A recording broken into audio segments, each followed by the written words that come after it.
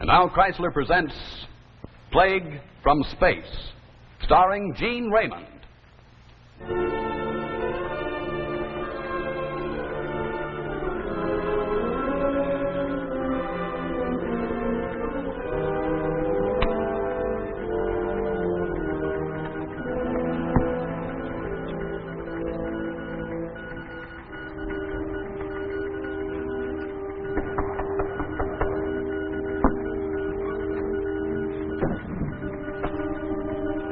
Yeah, come in.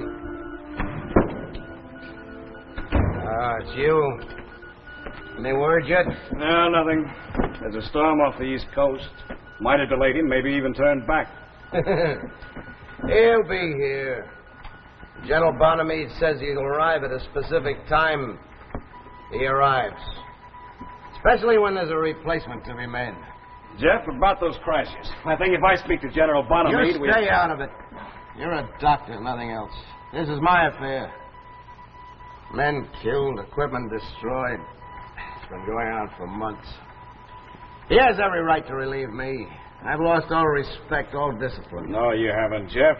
Those accidents weren't your fault. Everybody knows that. It happened to me, my command, my responsibility. Somewhere along the line, I lost my perspective. Jeff, you're the best tactician in this command. General Bonamede won't let you go. Stop giving yourself a hard time. Kinnock's a big base. Maybe too big for me. Once I had it. Once I could have handled any base. Now, slipping away. What's going on out there? It's that disc again. The one we picked up on radar a few hours ago. It's returned. How many times do I have to tell them this is an Air Force base, not a planetarium? Jeff, this thing's been playing hide-and-seek all night. We picked it up at 70,000 feet, going along at 2,000 miles an hour. Why not send up a flight of innocence? Yeah, that's all I need when Bonamede gets here. My best jet's off chasing a meteorite. No thanks. It's Colonel Ward. Now quiet down out there, all of you, and get this.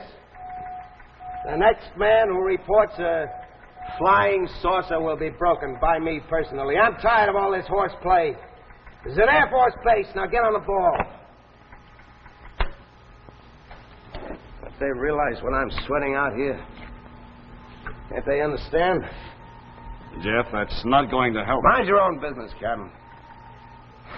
Yes, sir. Wait a minute. I'm sorry. I didn't mean it that way. Sit down. I gotta talk to someone. Okay, Jeff. You're building this out of proportion. General Bonamede's visit's routine. You don't know the symptoms. He's been hearing stories about Kinnock's commanding officer. Drinking too much, derelict in his duties. This is the checkup. You're guessing. No, I know him. I studied with him too long. I used to be his protege. Yeah. I was gonna be a great Air Force man one day. Well... Look at me. My wife's dead in a crash. My command's slipping away. My whole life's blacking out in a whiskey bottle. Colonel Ward. Sorry, sir, but the missile we've been tracking on radar. I gave strict orders. I know, sir, but tower reports have just buzzed the field. It's been swinging at 100-mile arc, reducing speed, about Mach 1. If this is some kind of joke, Sir, Corporal. it's coming down. It's going to land near the base. This I gotta see. This is Tower. Hold on a minute. Approaching 32 degrees north by northeast. Speed 3 Yeah, let me see that. Down rapidly. What is it, Colonel? Holy Hannah. That looks like an arrow. Or a pin. No wings, no exhaust. It's gonna land all right, Hawkins. Yes, sir. Round up demolition squad. Bring that thing into Hangar 7. Right, sir. Corporal Turner? Yes, sir. I want all crash equipment on the spot as soon as it touches down. Yes, sir. And notify all units this field is closed. Cancel all flights. All incoming planes to another base. Sir, General Bonamede. What's his ETA? 2217. He's due in 12 minutes. You have my orders, Corporal. I'm not taking any chances till I know what we're dealing with. Keep him up there. Yes, sir. Hutch, get me a command car. I want to be there when they bring it in. Right, Colonel, right. On Hutch. Yes, sir. Forget what I said in there. One of my bad moods. Forgotten, Jeff. Attention all units. Attention all units. Cancel all flights as of 22:05. Cancel all leaves and passes. All personnel stand by for emergency instructions. Repeat. Cancel all flights as of 22:05. All personnel stand by for emergency instructions. Cancel all leaves and passes. Repeat. Cancel all leaves and passes. This field is closed until further notification. Cancel all leaves and passes. Cancel all flights. I want as this of hangar cleared 22:05. immediately. Any man not assigned to this detail, beat it. Now, this isn't a freak show. Hey, you, stand back there. That gizmo might be anything. Might explode for all we know. Now, let's clear this hangar. All personnel stays out of here until the Dynacon checks that thing over. Sergeant, I want a man posted on every door. Now, let's clear out. And that means you, Mullins, and close those doors. How's it coming, Hawkins? Oh, pretty well, sir. What now, sir? Now, have them move in with that Dynacon. I want the sound reading started. I want every sound listed. Schiller, start recording. Okay, Lieutenant. Come on, jazz it up, jazz it up. It isn't going to bite you.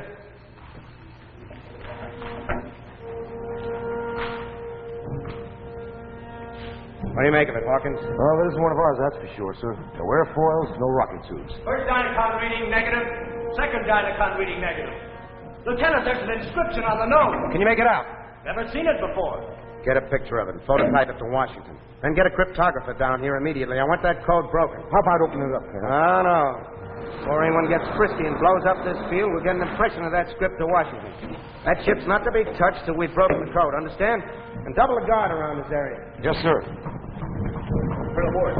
Yeah? Managed to contact General Bonamede. He's over the field now waiting landing instructions. He's on now, Colonel. Colonel Ward, General Bonamede, go ahead. That you, Ward? What's happening down there? Give me landing instructions. I'm sorry, sir, but I want more information on our night visitor. You'll have to go on to San Ramos. This field is 100% restricted. Ward, I'll not be sidetracked. This plane is landing. Now, get this, General. I've notified Mats and Flight Service. If you touch a wheel to Kinnock, I'll have to slap you in the guardhouse. I'm still CO here.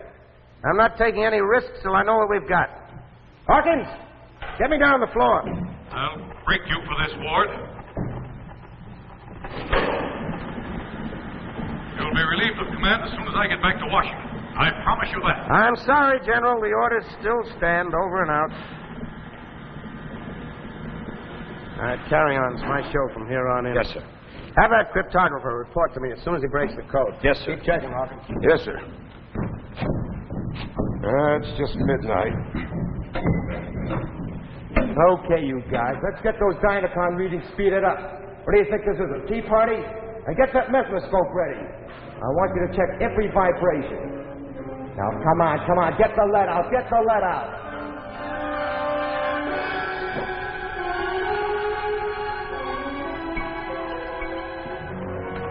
0700 and still no report. That cryptographer must be working by way of China. Bonamede should have reached Washington by now. His TWX ought to be arriving any minute. Jeff, maybe you acted a little too hastily. No, this time I was right. A missile arriving out of nowhere. Tremendous speed, no means of identification. Could be a million things. Hydrogen bomb, poison gas. No, Bonamede would have done the same things in my shoes. Come in. Sir, this TWX just came through from Washington. Here she goes. You are hereby notified that Colonel Maurice Johns is arriving at 1400 today to assume command of Kinnock Air Force Base. You will remain on the post for further orders. Signed, Bonamede. Well, it had to come sometime. Come in.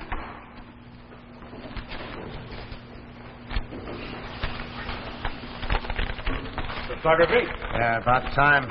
Did they break it?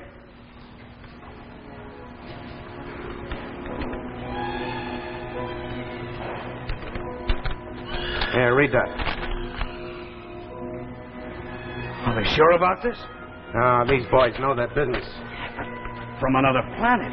It's impossible. It couldn't happen. Corporal? Yes, sir. Get this off General Bonamede. TWX received, contents noted, period. Missile script has been deciphered, period. We believe it to be Martian, period. And directing demolition to open it up immediately. Period. Signed, Ward. Did he he say, Martian? That's right, Corporal. We hit the jackpot.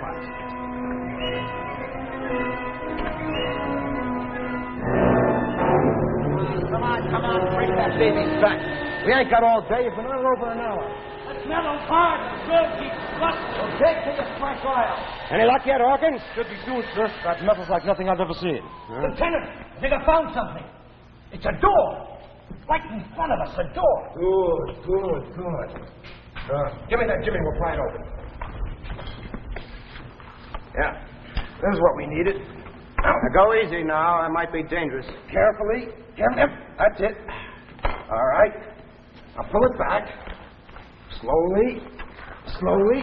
Lift it up. That's it. Slow. Something inside. I can see it. It's strapped to the bulkhead. If I can just... Oh, my. What is it? It's alive, sir. It's breathing. Sucking oxygen from a metal mask. It's moving. It's got eyes. Everything. Get an ambulance down here. This is something I didn't bargain for. Captain, help me get it out. All right. Slowly, that's it. Let's get out to the light so we can see it. Slow. Come on. That's a little more. More to the light. There. Now we can all get a look.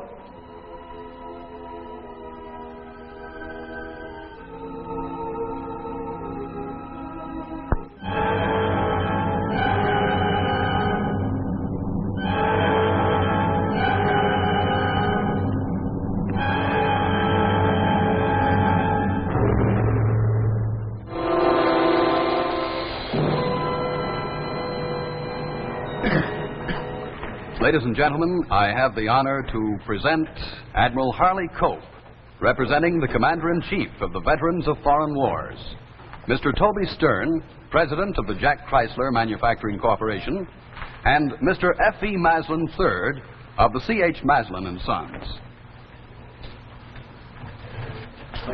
Mr. Stern, Mr. Maslin, it is a pleasure on behalf of the 1,250,000 members of the Veterans of Foreign Wars of the United States, all of whom served overseas, to present to Tales of Tomorrow this Loyalty Award instituted this year in connection with the observance of Loyalty Day, May the 1st.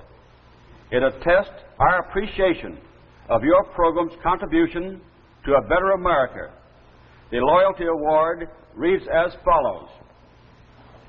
Veterans of Foreign Wars of the United States, Loyalty Award presented to Tales of Tomorrow in recognition of the commendable public service of this outstanding science fiction television program in helping to broaden through its eminent dramatic presentations the American family's knowledge and understanding of modern science, setting an example of loyalty to our nation, its aims and ideals. Signed, Frank C. Hilton, Commander-in-Chief. Dated, Loyalty Day, May 1st, 1952. Mr. Maslin, may I congratulate you, sir? Thank you, Admiral Cope. It is with real pleasure that I accept this award on behalf of the associates of C.H. Maslin & Sons and the many thousands of loyal dealers from coast to coast. Thank you. Mr. Stern, may I in turn congratulate you too, sir? Thank you, Admiral. Tales of Tomorrow, thank you profusely for this very fine honor. Thank you. And now, back to our story, Plague from Space.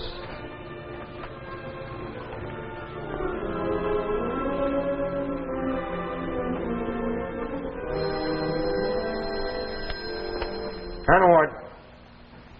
Yes, I got the x-rays an hour ago. What do they mean? What? How many? All right, keep me posted.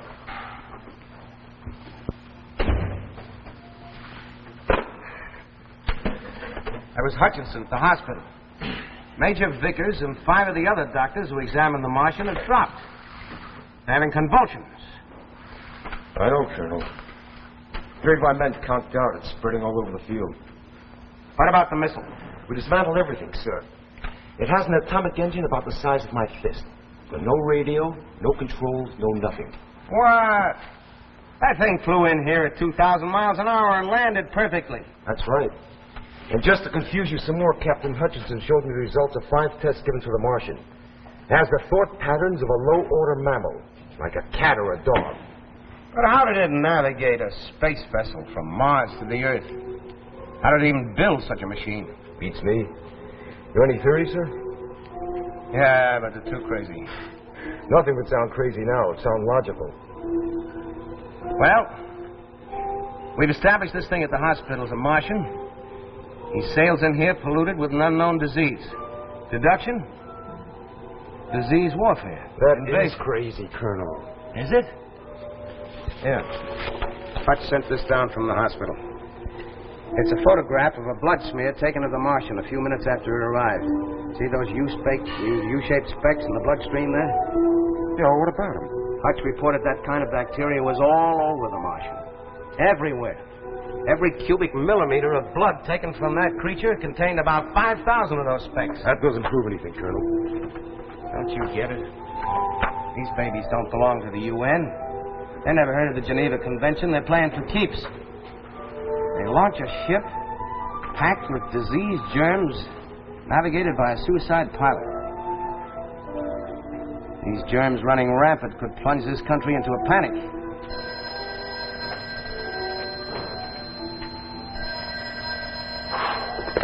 Colonel Ward. Yeah, Hutch. How many more? Okay, I'll be right down. 27 more cases in the last 10 minutes. 16 dead. Turner, you better get back to hanging. Corporal, contact General Bonamede. Tell him this field is quarantined. I want an airdrop. I need every available concoction here as soon as possible. Serums, antitoxins, antibiotics, the works. Throw the whole medical book at them. Yes, sir. Where are you heading, sir? The hospital. Hutch said he had something new for me.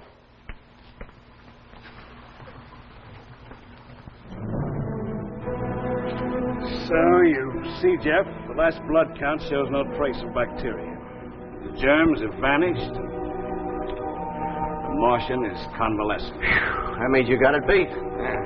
15 hours and you got it licked. No, I'm afraid you're wrong, Jeff.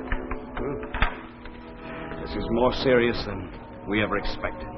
What do you mean by that? You just told Do me. you know what an electroencephalograph is? Well, never heard of it. It's a machine that records electrical pulsations of the brain. This morning we used it on the Martian. Any results? Enough to know that there's little chance of any one of us coming out of this alive. You're crazy. The encephalograph indicated that over 1,000 wave patterns were emanating from the Martian. It's as though you focused it on a crowd. But you told Hawkins the Martian was irrational. Now he has thousands of brains. Makes sense. I only know what I see. An hour ago, I conducted more tests with the encephalograph.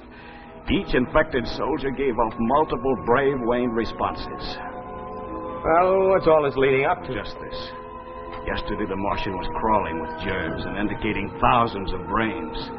Today, he's germ-free and indicating one brain. The bacteria's moved on. The brain waves have moved on. Do you see what I'm trying to say? Bacteria. Brain waves. The Martian's a bacteria? With brains? Fantastic. And what's this? A low-order mammal of some sort. Just an animal? This is obviously what they fed on. Hutch, send me some microscopes down to Hangar 7. We're going to go over every atom of that ship with microscopes. You look like you need some rest. Get up to my office. I'll meet you there in 15 minutes. If this is what you say it is, we got to move fast.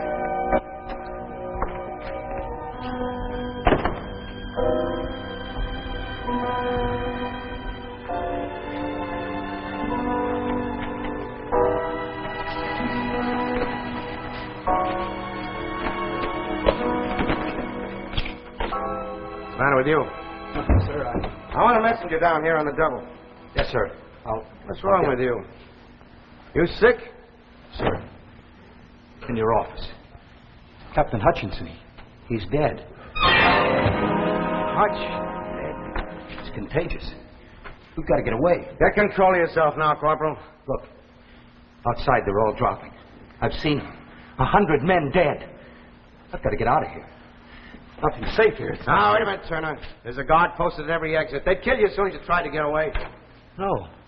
No, I want to live. We gotta keep the germs here isolated. I don't care. I don't care. This is my life. I don't want to die. Look, Colonel, let me get away. We can escape. Escape! Turner, come back here. Don't be a fool. Turner! Turner, come back here. Stop, Turner! Stop!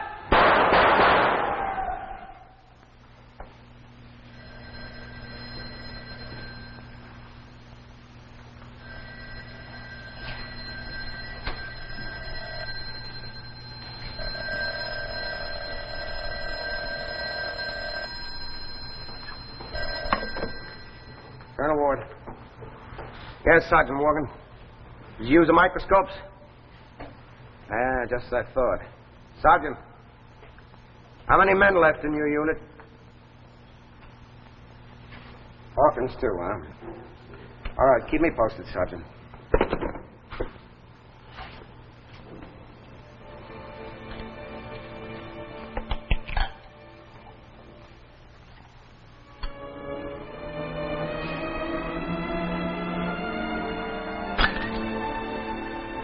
That's no good, Colonel. Nothing's any good. There's no running away from this. This is your baby. Yours exclusively. Invasion. A Martian invasion like nothing you've ever dreamed of. If it were only that creature in the hospital, it'd be simple, but there's nothing you can see or shoot at. Martians are bacteria. Organized, intelligent enough to build and navigate a ship through space. And do it with controls so small it took a microscope to find them. Communications. Communications. Oh, no, not them two.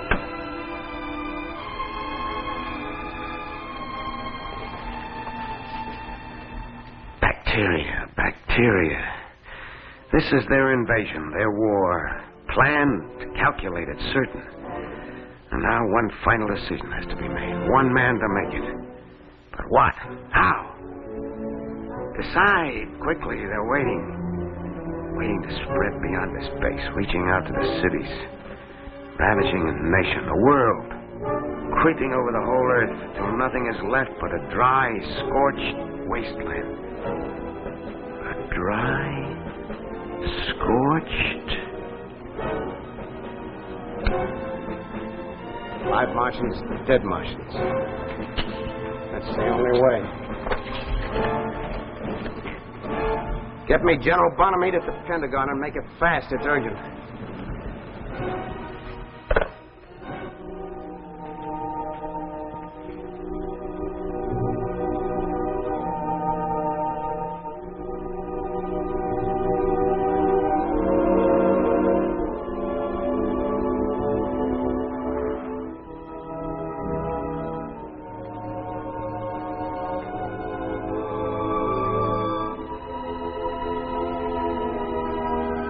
Baker, 287J, calling Kinnock. Come in, Kinnock. This is General Bonamede and Baker, 287J. Can you hear me? We're approaching Kinnock Air Base. Over. Baker, 287J, calling Kinnock. Is Colonel Ward there? Are you getting me, Jeff? Kinnock Field.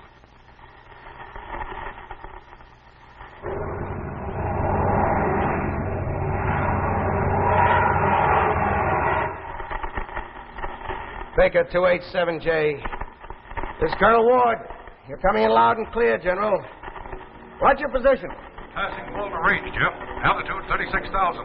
Should be reaching you in 3 or 4 minutes. How many men left? Last count came in 2 hours ago. 13. 13 out of 2,000. How are you feeling, Jeff? Never mind about me. Just make sure you get directly over the field. Jeff, listen to me. There's not much time. Are you sure this is the only way? The only way. Here you play now, General. You're right on schedule. Jeff, listen. The whole country knows what you're doing. This sacrifice won't be forgotten. I promise you that, Jeff. Jeff.